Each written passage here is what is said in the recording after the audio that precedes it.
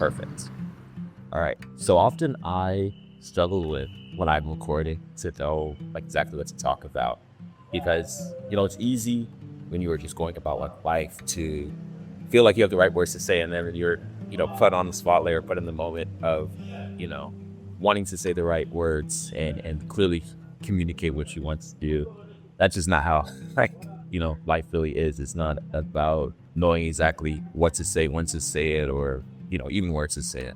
One of the things that I've been able to really learn, especially being out here in Tokyo, out here in Japan, with this being one of the first places where I've traveled that has a primarily different national language than, of course, English, is really the importance and the beauty, honestly, of communication, right? Being able to understand a good bit of Japanese, be able to talk about and translate what it is that I'm wanting to communicate, with people, and also at times not being able to properly express maybe like the exact emotion that I want to convey. It has honestly been a blessing. Like I've worked the last couple of years to become proficient in Japanese, but obviously when I'm living in a English-speaking country, especially the United States, where there's not really that many Japanese speakers, it's not until I'm able to be in this environment and really be able to have those conversations daily, whether it's being here at a cafe and ordering, and also asking where the restroom is, and in the occasion asking for recommendations. It really changes things. Even yesterday I was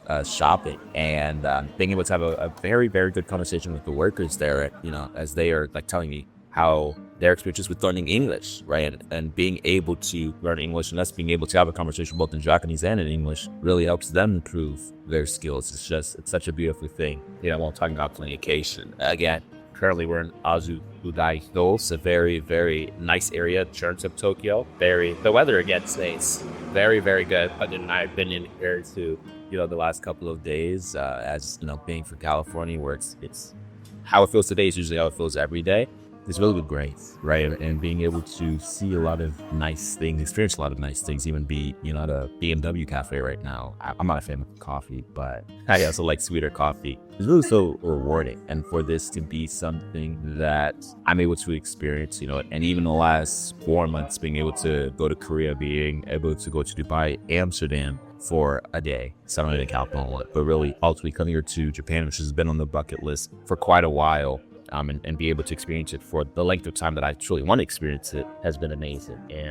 But even with content, when it comes to where I am in my entrepreneurship journey, when it comes to the services that I provide, right? Being a marketer and working with brands, clothing brands primarily, and where the way that they make money is the way that they position their content. It's been a very interesting thing to navigate as I want to continue to scale my company and build my brand, with getting to the point of where I have to understand like what's going to get me there is content, right? And it's not going to be coming from a place of just posting things for the sake of posting and just saying things for the things of saying, but really being intentional in what I am doing. And ultimately, like, that's where what it takes for you to get exactly where you want to be is having a clear understanding and a vision of what it is that you're wanting to achieve. The first time I ever posted, content was July when I was in Korea. It took me 7 months knowing that, okay, if I want to be able to rapidly increase the way that my company is viewed, the way that I am viewed, and also the types of clients that are able to work with, content is going to be the thing. And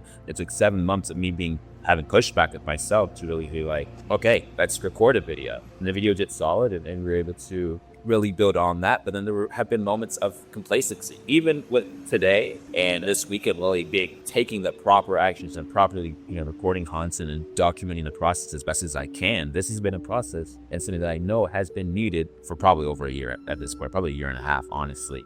And it took getting to a point of where you reach a certain threshold of where if you do not change something, that's just exactly where you're going to stay. And that's, I feel, a point that every entrepreneur feels and faces, honestly, and at different stages in their journey. There's going to be a point when you're first starting out and you have that first success of where everything seems to work and you could try anything under the moon, anything under the sun, and you are getting the results that you want to get. And then you get to that consistent point, and often you can plateau. And I feel like I was in a season of not necessarily plateauing, still growing, but not to the speeds that we should be and that we can be. And it had to do with my outlook on it. right? When I have a co-founder that deals with the most of the front-facing things within our company, and where my job really is to, one, of course, build relationships with our clients, but also do this and create content and present our offering and our services. I have been doing myself a due diligence and really the company that we were trying to build a due diligence in not doing this. That's where I am. That's where I want to be. It is nerve-wracking. You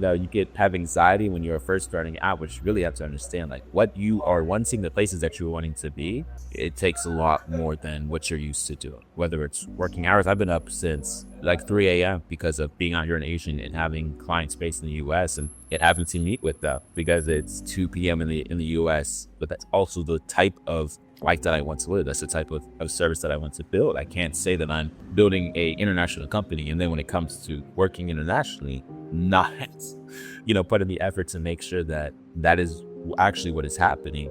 That doesn't make any sense. The whole premise behind the levels is that in life, the business, and anything that you do, there's levels to it. You get to a point of where you are in the positions that you dreamt about in the same situations that the people that you looked up to are in, but at the same time, you understand how far you've come, how far you developed, but also how far you have to go, right? At the same time, you realize how far you still have to go. In the grand scheme of things, whether it's 2 years, 3 years into my entrepreneurship journey at this point, I have decades to go. I'm still a baby. Right? And in 5 years, I'll still be a baby. In 10 years, I'll probably still be a baby in terms of what I am wanting to build. It's easy to play the comparison game, but there's not really many people I can compare myself to in terms of what I'm trying to build at the rate that I'm trying to build and also the places in which I'm building. I'm not one of those young American entrepreneurs that's out in Miami with their supercars and the yachts, because that's not my aesthetic. That's not who I am or who we are. Even though my business partner and my company, we're in Dubai, I'm not the entrepreneur that's going to be out there in Dubai, be in the Marina Hills